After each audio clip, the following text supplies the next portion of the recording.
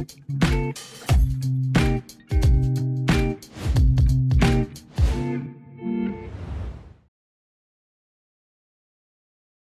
berjumpa kembali dalam podcast RRI Net Manokwari, dan tentunya topik kita kali ini adalah pemuda dan moderasi beragama bersama Vero dan juga Kak Hendry Bohang selaku Koordinator Media Center GMHK Daerah Misi Papua Barat. Halo, selamat pagi Kak. Pagi. Gimana selamat kabarnya? Pagi pemirsa, sahabat-sahabat podcast. Oke. Selamat pagi Kak Vero. Keadaan hari ini bagaimana? Baik? Sangat luar biasa walaupun agak serak-serak. Oke. Ini pasti dari konser kemana gini ya? Iya. Gitu. Oke, dan tentunya sahabat podcast, kali ini kita berbincang tentang topik yang tadi Vero udah sampaikan, yaitu pemuda dan moderasi beragama. Nah, bagaimana ini? Bisa kan saya panggil Kak Hendry ya? Oh, boleh aja. Boleh ya? Boleh sekali. Oke, Kak Hendry, menurut Kak Hendry, apa sih peran strategis pemuda dalam mempromosikan nilai-nilai beragama di tengah masyarakat multikultural ini, Kak? Oke. Peran strategis. Oke. Peran strategis orang muda. Saya pakai konsep kita pemuda Advent ya. Iya. Membangun relasi yang baik dengan saudara-saudara kita, orang muda. Okay. Dari lintas agama, dan kemudian membangun relasi itu dengan harmoni. Okay. Relasi tanpa harmonisasi, relasi itu tidak ada gunanya. Memahami konsep Allah di dalam kehidupan orang muda, yaitu unity in diversity. Okay. Kebersamaan di dalam perbedaan. Itu kita orang muda Kristen harus sangat memahaminya, sehingga hubungan kita dengan sahabat-sahabat kita orang muda yang lainnya, yang lintas agama, lintas bahasa, lintas adat, lintas suku, itu dapat terjalin dengan sangat baik. Oke.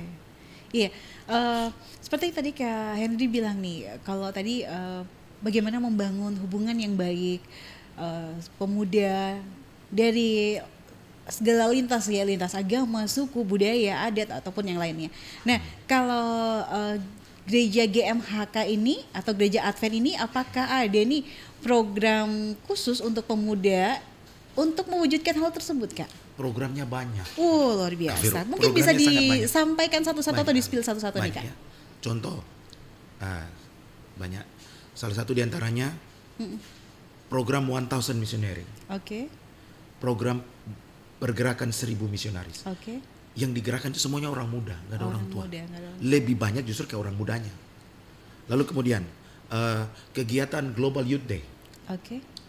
Kampore, Pathfinder, yang dilakukan dalam ruang lingkup sinode, klasis atau wilayah, ya di sini kenalin klasis atau wilayah, dalam ruang lingkup divisi, iya, yang beberapa bulan lalu sudah dilaksanakan, dan dalam ruang lingkup sedunia yang diikuti oleh lebih dari 217 negara. Okay. Kegiatan pemuda banyak. Terus kemudian selain itu ada kegiatan pemuda yang lebih terfokus kepada yang melibatkan orang muda, yang berfokus kepada Adventist Muslim relationship, yang di gereja Masjid Advent Hari ke-7 dikenal dengan namanya SDA IMR. Okay. Ya, IMR atau Adventist Muslim Relationship. Hubungan atau relasi antara gereja Masjid Advent Hari ke-7 dengan umat-umat muslim sedunia. Iya, itu dilakukan. Lalu kemudian untuk di level sekolah, karena gereja Masjid Advent lebih banyak menjangkau dunia dengan melalui jalur kesehatan dan pendidikan. Maka di jalur pendidikan, anak-anak yang ada di sekolah yang berada di sekolah yayasan gereja Masjid Advent Hari ke-7 banyak dilibatkan dengan kegiatan Pathfinder. Ada kegiatan-kegiatan lainnya seperti namanya fancy drill, dan kegiatan-kegiatan pemandu bakat lainnya untuk memfokuskan orang muda mereka menciptakan kebersamaan. Yang mana di dalamnya itu bukan cuma Advent doang. Ada saudara-saudara dari Muslim, ada Buddha, ada Hindu, ada denominasi gereja Protestan lainnya, bahkan ada yang Katolik. Oh, oke. Di Papua, sekolah-sekolah kita sudah menerapkan yang kegiatan ekstrakurikuler. Kalau di sekolah-sekolah pemerintah sering disebut dengan namanya pramuka. Okay. Tapi di gereja Advent itu kita membuat permintaan ke pemerintah bahwa kami akan menjalankan kegiatan kepanduan seperti pramuka yang kami kenal di gereja Masjid Advent hari ke-7 dengan namanya Pathfinder. Okay. Yang lebih banyak menjangkau ada 4 aspek. Aspek kerohanian atau spiritualnya itu sangat difokuskan. Lalu kedua, mental orang muda dibentuk yang untuk menghadapi ini. Bagaimana orang muda menghadapi moderasi beragama yang mengglobal. Dan yang ketiga, fisik mereka, dan pada akhirnya Gereja Masjid Advent ke-7 melalui dunia pendidikan ingin membangun orang muda yang dapat memahami kebutuhan sosial lingkungan masyarakat. Oh, oke. Siap. Nah, kalau menurut Kak Henry nih, apa sih bagaimana pemuda ini bisa terbentuk untuk dalam artian bisa mengetahui atau mengikuti satu hal yang menurut Vero sih bagus sih, yaitu moderasi beragama ini. Apa saja yang dibutuhkan seorang pemuda ini, Kak? Sampai pemuda itu bisa menjadi pemuda yang bertoleransi, atau seperti yang tadi Kakak bilang, harmoni dalam perbedaannya. University in diversity ya? Unity in diversity. Oke. Faktor utama yang sangat berpengaruh. Iya. Untuk mendorong orang muda ya. Yeah. Kita bicara mengenai mendorong orang muda. Jadi faktor utama yang harus digerakkan pertama adalah orang tua. Orang tua. Ada keluarga. Yeah. Lebih tinggi sedikit gereja. Ya. Lalu yang lebih tinggi sedikit dari gereja, ruang lingkup sekolah, pendidikan. Pendidikan perlu untuk anak-anak kita, untuk membangun karakter mereka. Gereja perlu untuk mengatur anak-anak kita dalam kesiapan mereka memahami konsep kerohanian, konsep agama di mana mereka anut. Mereka harus memahami betul tentang kebersamaan dalam perbedaan ini yang hidup di dalam ajaran-ajaran agama masing-masing. Itu harus dipahami lebih dulu. Dan gereja memiliki peran penting untuk memberikan pemahaman yang sangat baik. Lalu kemudian keluarga, saya lebih kecil, keluarga. Mengapa keluarga penting? Untuk membentuk jati diri orang muda itu. Okay. Jadi saudara-saudara, sahabat-sahabat podcast di mana saja Anda berada, keluarga paling utama. Orang tua itu paling utama untuk membentuk karakter anak dari keluarga. Perhatian orang tua sangat perlu untuk membentuk integritas anak. Identitas, karena anak-anak di masa pertumbuhan mereka, orang muda, mereka sedang mencari jati diri mereka. Kalau kita orang tua tidak memberikan pemahaman mental, membentuk mental mereka dari keluarga kita, membentuk mereka dengan baik, mengarahkan mereka dengan baik. Dan pengarahannya mesti harus dari usia dini loh. Jadi jangan tunggu mereka besar dulu. Nah, dari masih anak-anak harus dibentuk itu dari usia dini. Kalau kita tidak memupuk mereka, mengajar mereka tentang kesiapan mental mereka, ketika mereka dewasa, menurut pendapat saya, kalau kita tidak bentuk mereka dari usia dini, konflik-konflik yang terjadi dalam moderasi beragama itu akan tercipta, akan terjadi. Yang namanya intoleran itu akan terjadi. Sebagaimana yang kita saksikan, baik lewat media sosial, media TV ya, gitu.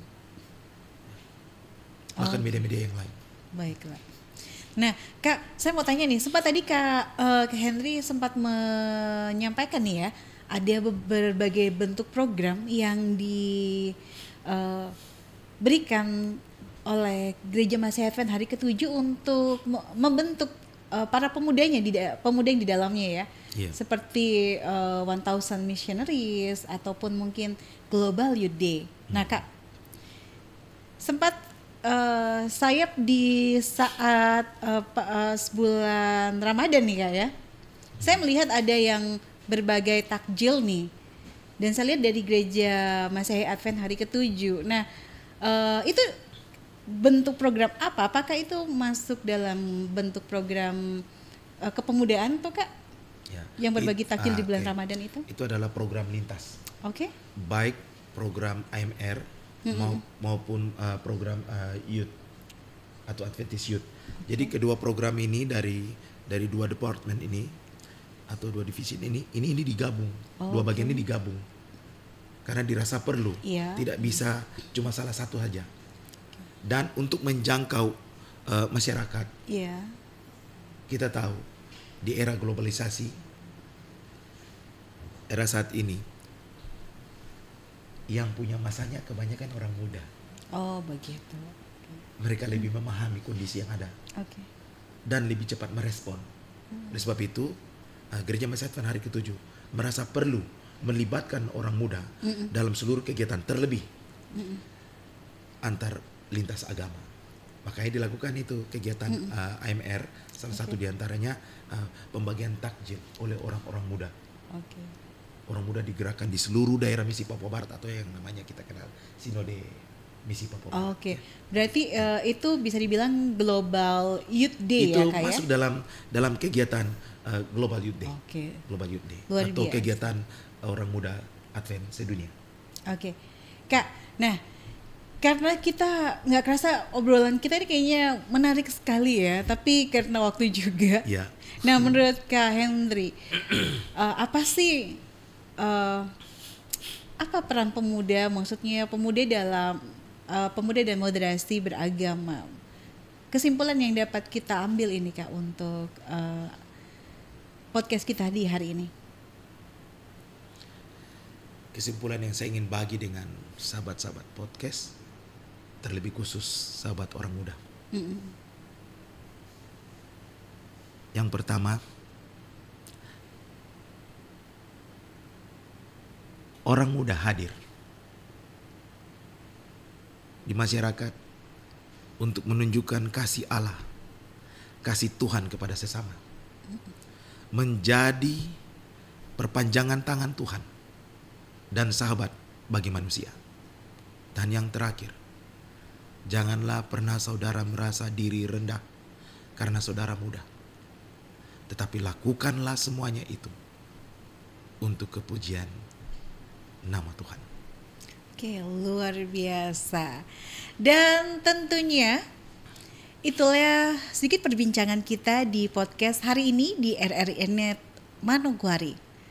Dan untuk Bapak Ibu saudara-saudari sekalian yang ingin terus menonton RRI.net Manokwari, Anda dapat mengakses YouTube kami di RRI.net Manokwari, di channel RRI.net Manokwari.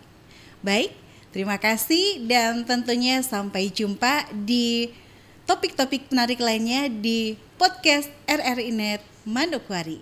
Selamat pagi.